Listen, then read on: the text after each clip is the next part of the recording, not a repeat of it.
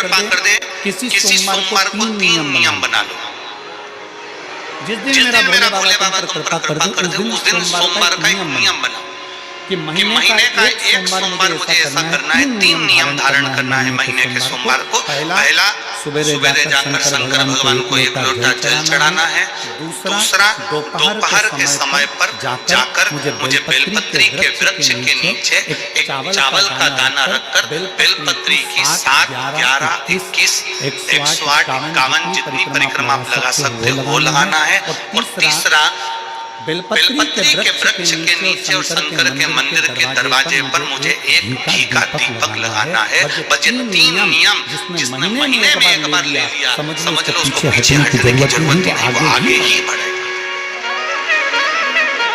महीने के किसी एक सोमवार का ऐसा नियम बना लो कि मुझे 3 नियम धारण करना है महीने के किसी भी एक सोमवार को। हम ये नहीं कहेंगे कि तुम सोमवार 5 पढ़ रहे हो तो 5 को करो, 4 पढ़ रहे हो तो 4 को करो, 3 पढ़ रहे हो तो 3 को। तुम्हारा तुमको महीने का एक सोमवार का नियम बनाओ। और मेरी जीजियों से, मेरी बेटियों से जो विदेश में रह रही हैं, जो कहीं बाहर रह रही हैं, कहीं बड़े शहर में रह रही हैं, जो रोज मंदिर नहीं जा सकते, हर किसी महीने के एक सोमवार को ये नियम धारण कर सकते, तो उनसे कहेंगे कि 3 महीने में एक सोमवार का नियम बना लो। 3 महीने में नहीं बना सकते तो 6 महीने में एक सोमवार का नियम बना लो। और 6 महीने में नहीं बना सकते तो 1 साल में एक सोमवार का ऐसा नियम बना लो कि मैं साल का एक सोमवार ऐसा रहूंगी कि सुबह सोमवार के दिन मंदिर में जाकर जल चढ़ाऊंगी, दोपहर में जाकर बाबा को एक अक्षत का दाना रखना। अक्षत का मतलब है कि बाबा मेरी दिनों दिन उन्नति करना। बेलपत्री के वृक्ष के नीचे जो अक्षत रखा जाता है वो उन्नति के लिए रखा जाता है। शंकर के शिवलिंग पर जो अक्षत रखा जाता है वो रोग मुक्ति के लिए रखा जाता है। अशोक सुंदरी पर जो अक्षत रखा जाता है वो संतान प्राप्ति के लिए रखा जाता है। षडानन कार्तिक की ओर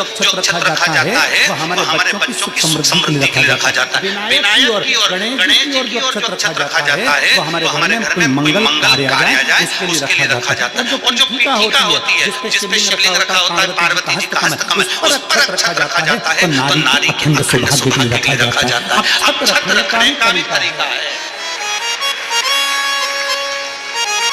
एक चावल का दाना कहाँ रखा जाता है, क्यों रखा जाता है, कैसे रखा। अब कई लोग कहते हैं गुरुजी ये महापुराण में आप ये नियम बताते हो, तरीका बताते हो। हम तो उनसे कहेंगे डॉक्टर के पास जाओगे तो डॉक्टर भी गोली लिखकर ये नहीं कहेगा कि ये सारी गोली एक साथ खा जा। डॉक्टर भी कहेगा ये गोली सुबह खाना है, ये गोली शाम को खाना है, ये गोली दोपहर में खाना है, ये गोली भूखे रहकर खाना। बोलो सही है कि गलत है। ये रात्रि को खाना खाने के बाद खा लेना, ये खाना खाने के पहले, ये नाश्ते के पहले। और सुनो ये दवाई ये वाली पीछे वाली दवाई लो ना, इसको दूध से लेना, ये वाली दवाई लो ना, इसको पानी से लेना। और सुनो ये डब्बी है, इसको पानी में मिलाकर फिर पीना। दवाई लेने का भी तरीका है, उसी तरह से महापुराण में एक अक्षत का भी तरीका है, बेलपत्री का भी तरीका। अब मान लो कई लोग कहते हैं गुरुजी आप ये तरीका बताते हो शिवपुराण के माध्यम से, कई लोगों के मन में संशय जागता है। तो अगर हम एक साथ चावल चढ़ाते तो उसका क्या तरीका। हमारा निवेदन है डॉक्टर जो दवाई ली एक ही बार में निपटा जाए, एक ही बार में खा ले। दवाई एक बार में पूरी खा गए असर नहीं करेगी। इसमें डॉक्टर का कोई दोष नहीं है, उसने तो बताया था ऐसे लेना। और तुमने डॉक्टर साहब सामने पूछा दवाई पूरी ली, और शाम की दवाई भूल गई थी, सवेरे की दवाई भूल गई थी, ये दवाई भूल गई थी। डॉक्टर कहेगा हमने तो नियम बताया था, तुमने नहीं खाई तो असर कहाँ से करेगी। तुम असर कब करती है जब हम पूजन के तरीके को जान जाए, जब हम अर्चना के तरीके को जाए। आप साल भर का एक सोमवार निकाल लो, 6 महीने का एक सोमवार निकाल लो, 3 महीने का एक सोमवार निकाल लो, महीने का एक सोमवार निकाल लो। अपने दिल में बन जाए तो एक सोमवार ऐसा निकालो जिसके 3 नियम धारण हो। पहला, उसी सोमवार जिसको कर रहे हो उस दिन सुबह जल चढ़ाना। दूसरे, दोपहर के समय पर जाकर बेलपत्री के वृक्ष के नीचे चावल का दाना रखना। और परिक्रमा बेलपत्र की जितनी तुमसे बन जाए, जितनी तुम्हारे शरीर की कैपेसिटी, जितना तुम्हारा शरीर चलते बन जाए।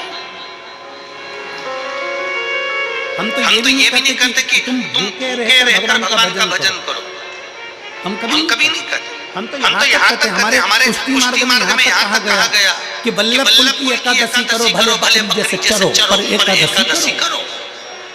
हम तो यहाँ तक कहते हैं कि बहुत समय से कल मेरी एकादशी है, एकादशी है,